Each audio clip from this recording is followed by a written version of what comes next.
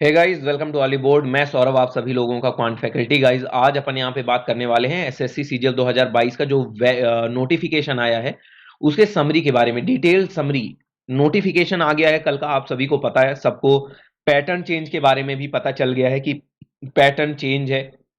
लेकिन हम भी यहाँ पे बात करने वाले हैं कि किस तरह से चीजें चलेंगी, ठीक है।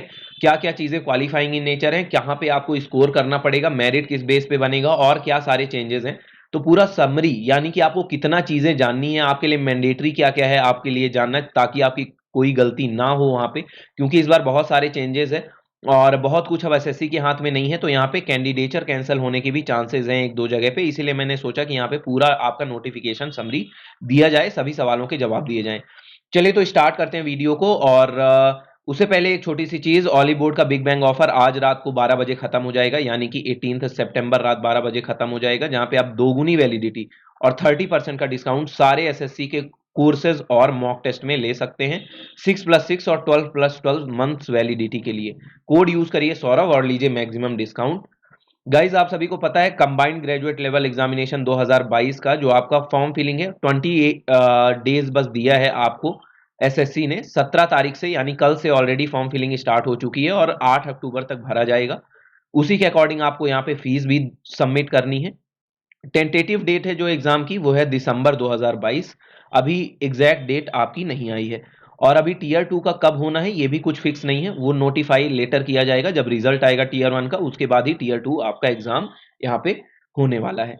एज लिमिट है जो 1 जनवरी 2022 से देखी जाएगी और लगभग आपकी वही 27 से 30 साल ही एज लिमिट होती है सभी पोस्ट के लिए, ठीक है। जो आपकी 2400 और 2800 ग्रेड पे, यानी कि ऑडिटर और टीए की पोस्ट है, उसके लिए 27 एज लिमिट होती है। और जितनी भी 4600 ग्रेड पे है आपकी इंस्पेक्टर पोस्ट, उसके लिए एज लिमिट 30 ईयर्स होती है। इसके अलावा अपनी रिस्पेक्टिव कैटेगरीज में आपको एज रिलैक्सेशन जितना मिलता है वो हमेशा की तरह मिल जाएगा, बस आपकी एज जो काउंट होगी वो 1 जनवरी 2022 से देखी जाएगी। अगर एसेंशियल क्वालिफिकेशंस देखा जाए तो एसेंशियल क्वालिफिकेशन आपकी हमेशा bachelor degree from any recognised university हमेशा की तरह होना चाहिए। और जो आपका यहाँ पे एसेंशियल क्वालिफिकेशन की डेट है वो 8 अक्टूबर होनी चाहिए, यानी फॉर्म फिलिंग की लास्ट डेट, यानी 8 अक्टूबर 8/10/2022, उससे पहले का आपका जो है सर्टिफिकेट होना चाहिए ग्रेजुएशन का, कि उससे पहले आपकी ग्रेजुएशन कंप्लीट हो गई है, ठीक है। उसके बाद अगर ग्रेजुएशन का सर्टिफिकेट है तो वो आपको नहीं माना जाएगा। उसी तरह से जेएसओ और यहाँ पे असिस्टेंट ऑडिट ऑफिसर के लिए थोड़ा सा यहाँ पे अलग है क्वालिफिकेशन, जो कि आप देख सकते हैं यहाँ पे।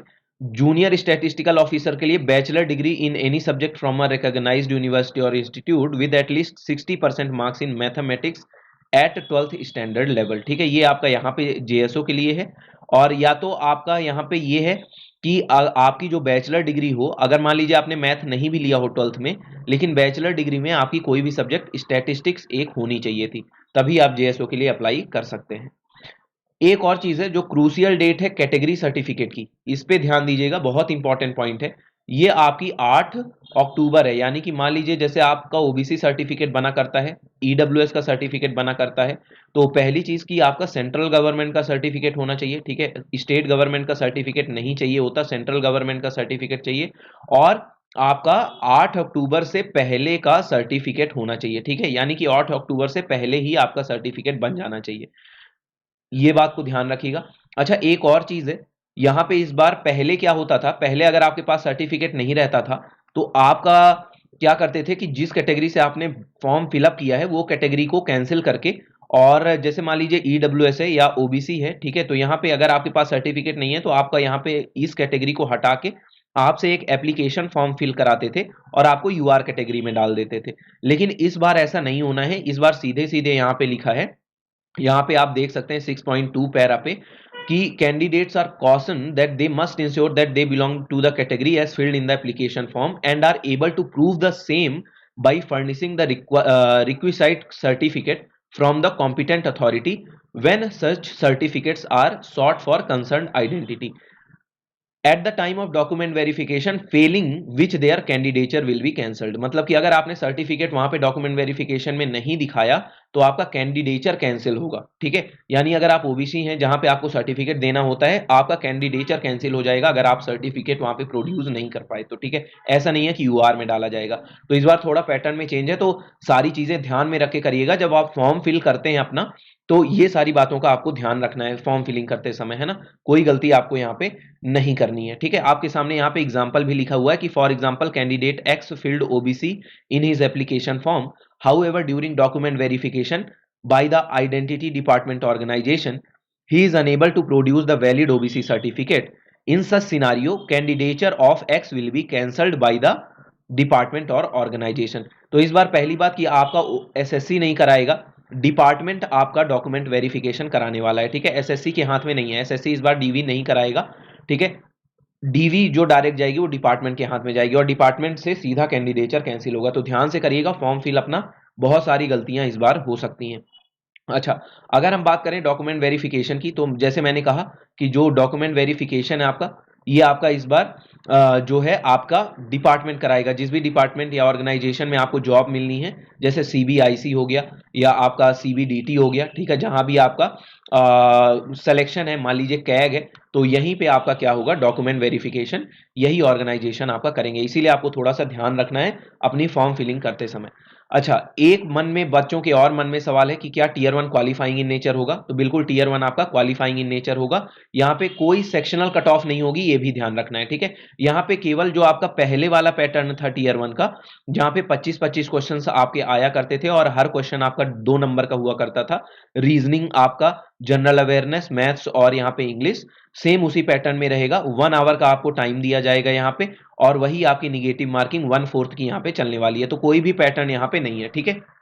और आपका सेम पैटर्न जैसे अभी तक था, बस ये है कि अब ये क्वालिफाइंग है। पहले तक इसका मार्क्स जुड़ा करते थे, लेकिन अब इसके मार्क्स नहीं जुड़ेंगे और ऐसे यहाँ पे कोई सेक्शनल कट ऑफ नहीं है, ठीक है। ये मत डरना कि टीयर 1 में सेक्शनल कट ऑफ है, कोई टीयर 1 में सेक्शनल कट ऑफ आपकी नहीं है। अगर मैं टीयर 2 के पैटर्न की बात करूं, तो टीयर 2 का पैटर्न है, यहाँ पे इस बार टाइम यहाँ पे ज्यादा दिया गया है। पहले आपका 2 आवर्स का पेपर होता था, इस बार पूरे 2 घंटे 15 मिनट का समय दिया जाएगा।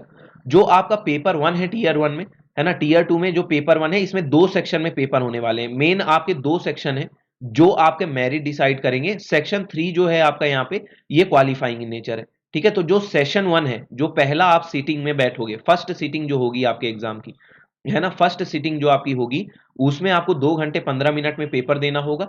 सेक्शन 1 में जो मॉड्यूल 1 है वो मैथ्स है और मॉड्यूल 2 आपका रीजनिंग रहने वाला है, ठीक है। और यहाँ पे जो है आपको एक एक घंटे दोनों सेक्शन के लिए दिए जाएंगे। यानी कि जो सेक्शन 1 है, आपको यहाँ पे 30 क्वेश्चंस मैथ के करने हैं, 30 क्वेश्चंस रीजनिंग के करने हैं, टोटल 60 क्वेश्चन, और हर क्वेश्चन आपका 3 नंबर का होने वाला है यहाँ पे, ठीक है। और जो इस बार की निगेटिव मार्किंग है वो 1/3 की आपकी रहने वाली है, ठीक है। 1/3 की इस बार निगेटिव मार्किंग यहाँ पे रहने वाली है।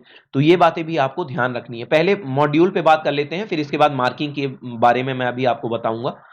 तो पहला जो सेक्शन है मैथ्स और रीजनिंग, इसमें 30-30 क्वेश्चन रहेंगे, सारे क्वेश्चन 3 नंबर के, यानी कि टोटल 60 क्वेश्चन, 180 नंबर का सेक्शन 1 होगा और 1 घंटे आपको यहाँ पे दिए जाएंगे। यानी कि सेक्शन 1 करने के लिए 1 घंटे दिए जाएंगे, सेक्शन 2 करने के लिए 1 घंटे दिए जाएंगे।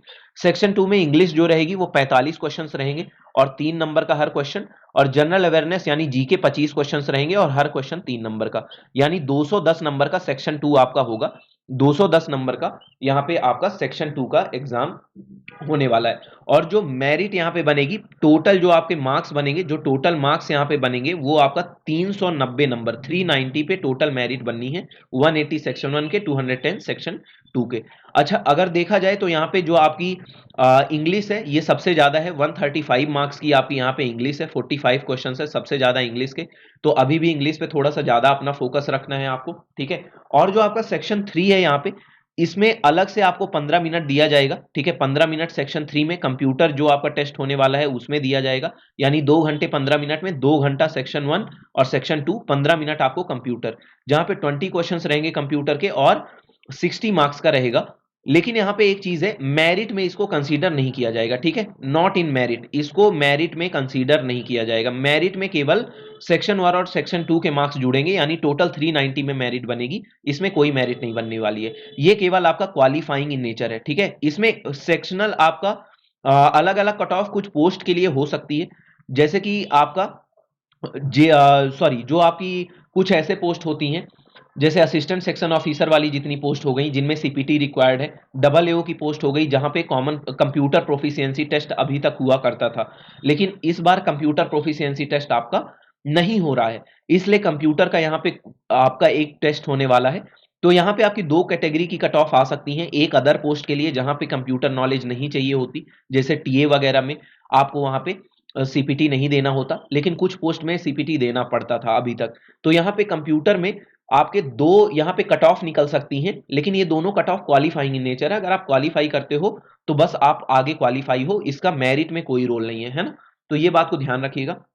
अच्छा, एक चीज मैंने और बताई थी यहाँ पे कि जो इस बार निगेटिव मार्किंग है, जो आज आपकी इस बार निगेटिव मार्किंग है वो आपकी यहाँ पे 1/3 होने वाली है।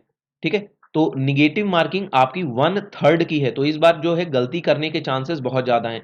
यानी कि पहली बात, एक क्वेश्चन आपका 3 मार्क्स का है और इसका एक नंबर सीधे सीधे आपका माइनस होगा। अगर आपने गलती करा तो यहाँ पे 1 मार्क्स आपके पूरे पूरे यहाँ पे कटेंगे। ठीक है, तो यहाँ पे सीधे आप 4 नंबर पीछे आओगे।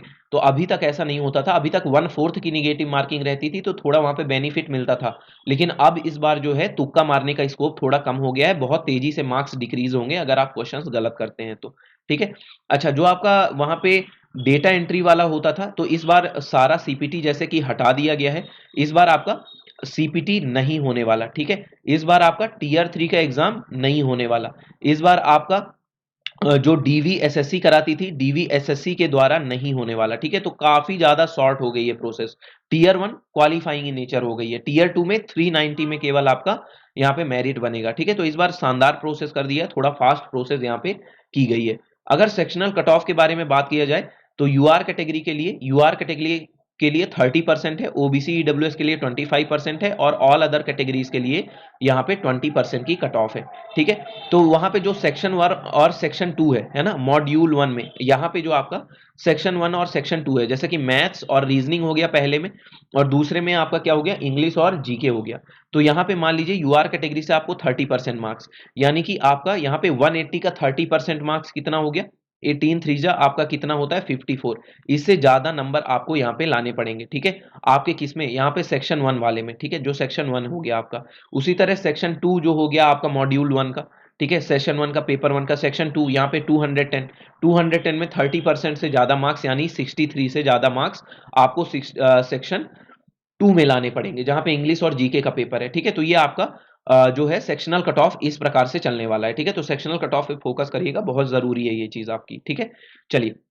अच्छा, यहाँ पे जो आपका सीपीटी टेस्ट है इस बार जो है, तो यहाँ पे बहुत आसान कर दिया गया है, परसेंटेज एरर काफी कम कर दिया गया है। यूआर के लिए 20% तक की परसेंटेज एरर अलाउड है, ओबीसी डब्ल्यूएस के लिए 25%, अदर कैटेगरीज के लिए 30%। लेकिन हो सकता है जिन पोस्ट के लिए स्पेशली टेस्ट रिक्वायर्ड होता है उनके लिए यहाँ पे थोड़ा सा और चेंज किया जाए और इस परसेंटेज को घटाने का वहां पे कुछ प्रोविजन ला सकते हैं अभी। ठीक है, अच्छा, यहाँ पे जो आपका डाटा एंट्री स्पीड टेस्ट होने वाला है उसमें 15 मिनट हमेशा की तरह मिलेंगे और इस बार काफी आसान कर दिया गया है। ठीक है, 15 मिनट में आपको 2000 की डिप्रेशन करने होते हैं और ये सेम डे में हो जाएगा।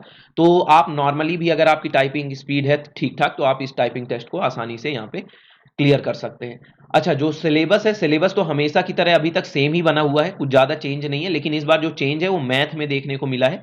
स्टेटिस्टिक्स एंड प्रोबेबिलिटी इसको इंक्लूड किया गया है। ठीक है, तो इस बार मीन मीडियन मोड बार ग्राम है ना, फ्रीक्वेंसी पॉलीगॉन हिस्टोग्राम, ये सब आपको पढ़ना है। तो स्टैटिस्टिक्स एंड प्रोबेबिलिटी इस बार इंक्लूड किया गया है, तो ये थोड़ा इंपॉर्टेंट है। बाकी सेम वही है, number system, fundamental arithmetic, algebra, geometry, mensuration, trigonometry, पुरानी सेम चीजें हैं, लेकिन स्टैटिस्टिक्स एंड प्रोबेबिलिटी को इंक्लूड इस बार किया गया है।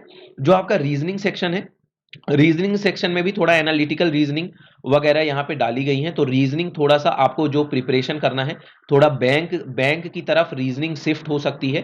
तो इस बार थोड़ा सा बैंक लेवल पे आपको जा करके अपनी प्रिपरेशन करनी है रीजनिंग की। बाकी इंग्लिश आपका सेम पैटर्न है, जीएस आपका सेम पैटर्न है, लेकिन मैथ में statistics and probability and reasoning में थोड़ा सा कुछ बैंकिंग वाली चीजें भी टॉपिक्स में देखने को मिली हैं, तो थोड़ा सा बैंक की तरफ शिफ्ट हो सकता है और आपको उसी हिसाब से तैयारी करनी है। ठीक है, चलिए, तो ये गाइज एक समरी थी, कंप्लीट इंफॉर्मेशन थी किस तरह से पेपर होगा। उम्मीद करता हूं सभी को वीडियो पसंद आया होगा और लाइक जरूर करिएगा वीडियो को अगर यहां तक वीडियो देखा है और सारी चीजें आपको पसंद आई हैं तो।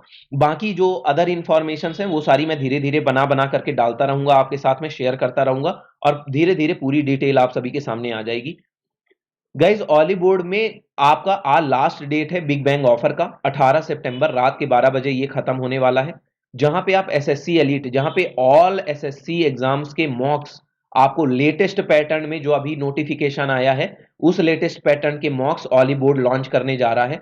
तो वो सारे लेटेस्ट पैटर्न के मॉक जो अभी नोटिफिकेशन में आए हैं ऑलीवुड जल्दी ही लॉन्च करने वाला है। तो आप यहाँ पे एसएससी एलीट ले सकते हैं दोगुनी वैलिडिटी और 30% डिस्काउंट के साथ, और एसएससी सुपर एलीट जहां पे पूरा लेटेस्ट पैटर्न पे कोर्स फिर से लॉन्च होने जा रहा है।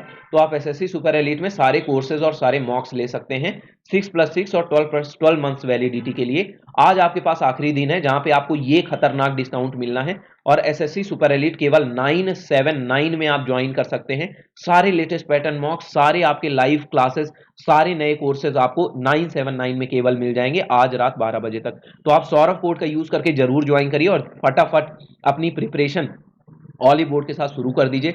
लाइक करिए, कमेंट करके बताइए आपके मन में अगर कोई डाउट है तो अपना डाउट जरूर कमेंट बॉक्स में पूछो, मैं आपको रिप्लाई करके क्लियर करूंगा। शेयर करिए दोस्तों के साथ और सब्सक्राइब करिए ऑलीवुड एसएससी चैनल को और बेल आइकन भी प्रेस कर लीजिए। मिलेंगे अगली वीडियो में, तब तक के लिए ख्याल रखिएगा। Take care, bye bye, have a nice day guys.